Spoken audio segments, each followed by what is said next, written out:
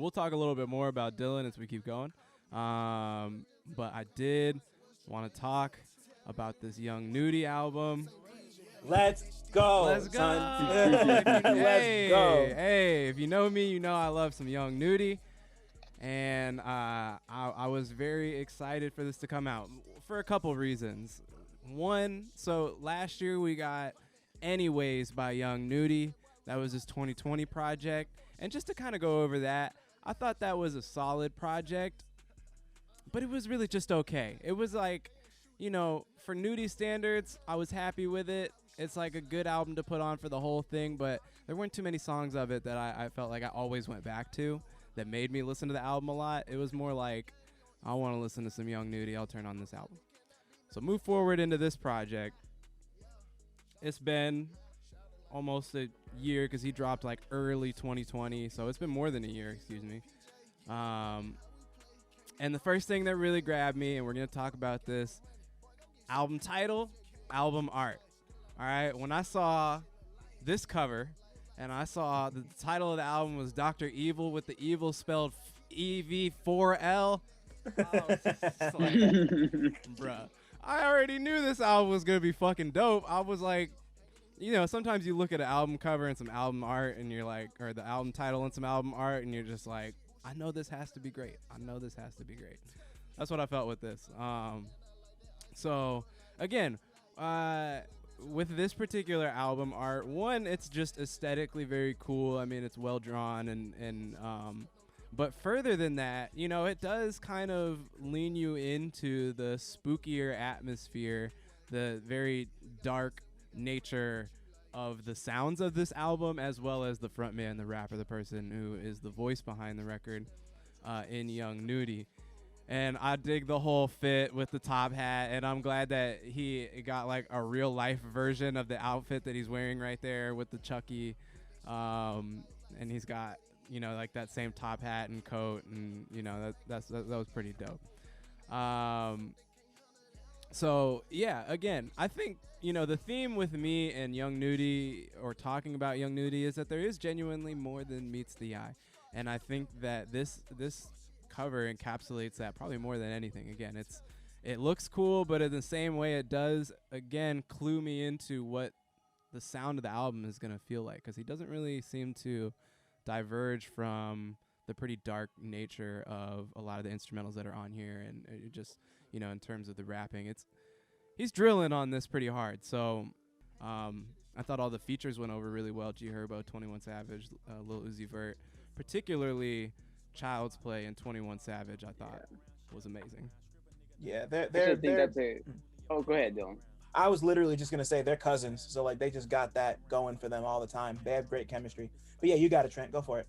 I was gonna say I did thoroughly enjoy Child's Play, and I actually think that's like a good example of kind of the bigger picture of this project, where I find that both of these artists, 21 Savage and Young Nudy, do like the whole like horror rap kind of vibe is not always my favorite, because I feel like sometimes it gets really kitschy really easily, and like it's very like it's very like of the moment. But 21 Savage, obviously Without Warning, is a great example of this, where, and almost, I feel like, Dylan, you could probably speak to this too because you're such a movie buff, but like for me, I love the horror movie genre, but I'm not a big like slasher movie. I'm not a big like, I think it has its place for sure, but it's not the kind of like horror that I find super appealing. I like the kind of horror that's very like slow burn and like understated, and not like this is horror, but like this is unnerving, and that's what's horrifying about it. And Right. like that's the kind of vibe I get from some rappers like Nudy, like 21 Savage, where they're not like explicit, maybe not so much. I mean, saying this at 21 Savage just did like the Saw soundtrack, but Right. I'm saying this in like more so like in a couple of these projects, this one included, I feel like the horror aspect, or like the kind of like, you know, gritty, like guttural aspect of these albums is not so much like look at this spooky beat. Like it's more like there's an air of like actual like this is kind of scary. Like some of the Danger, shit, Colombian eeriness. necktie, kind of scary. Yeah, Like yeah. he's not afraid to like get kind of like dirty with like the Easy line and shit like that. Like that's the kind of like place where I feel like horror or like, you know, fear plays like a good healthy part in hip hop. And like I feel like this is a good album like that. And you know, like the album cover I think is really cool. It's a little bit more on the nose to me than like the actual music is as far as that goes, but Right. but that's the kind of shit that I love this album too. I think this was a really good like listening experience for that reason. But yeah, I thought he. that's where my mind came off of with this project. Right. Before I get into what I wanted to say, I wanted to just jump off of what you said, Trent, about like how Nudy and Savage in particular like kind of encapsulate this horror thing. Like that, like the thing that attracted me to 21 Savage at first was how he made Savage and Nudy come from an area that's like horrifying in and of itself, in real life, right? Like it's they're obviously not the first people to kind of, you know, like display like the horrors of like gang culture and hood living the way they have, but like that's a big part of what makes their particular like synergy with the horror thing really interesting to me, because like the shit is real for a lot of people. Yeah. And it comes through in their music, and just like and like the way Savage raps, he's very numb. Like his voice is just very like flat.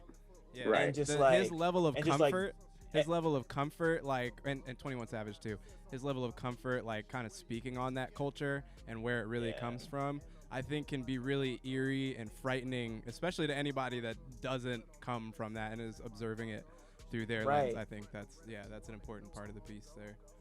Yeah, absolutely. And like to bring it back to Nudy in particular, like just like from the song titles, and it's just like an air of menace, like kind of to what Trent was talking about with the horror shit. Like it's almost like with Nudy and with this album in particular, I almost see it as like a meeting in the middle of the two different kinds of horror, because you have like the more like campy theatrical shit kind of being represented by the beats, because like the beats are kind of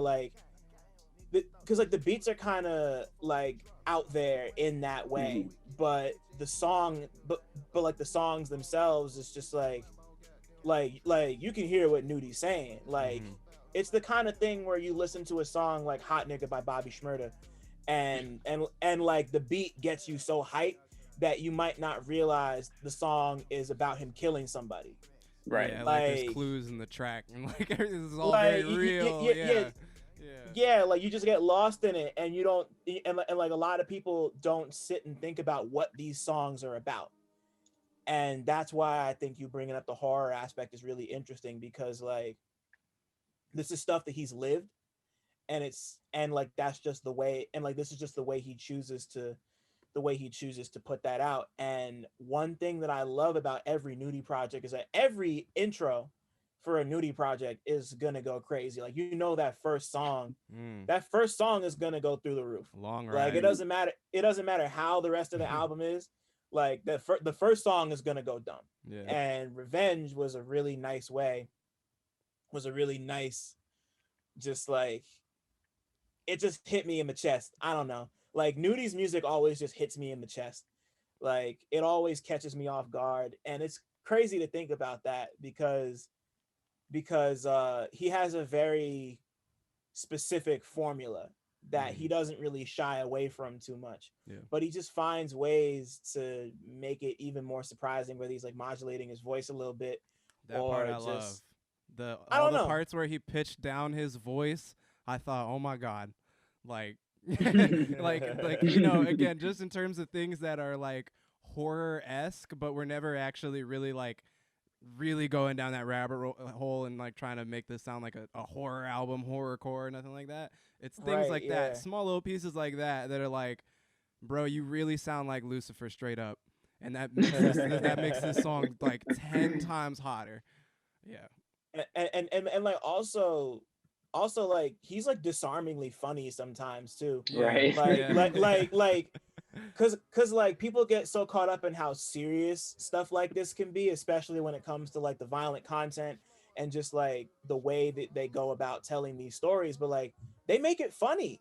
Like just like whether it's in the deadpan delivery or just like a random punchline you weren't expecting, it's just like it really toes that line between like it's like uncomfortable laughter sometimes where it's like I don't know if I should be laughing at this. It's funny, but I don't know if it's like it's Yeah, is this the right time? Am I reading the room right here? right. Right. And like Dev, you mentioned Two-Face before. I think Two-Face is my favorite song on here. And I always try to look for a song on here that's like not a single to be my favorite because this is a single. But like Two-Face is like, there's a reason it's a single. Like that song is a hit.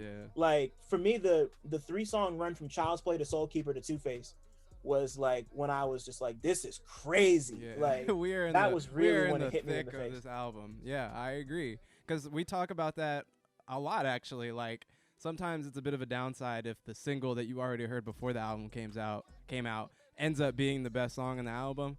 But when it's supported by other great moments on the album, like the album is full of other really, really good moments, and this one just happens to be the best, really.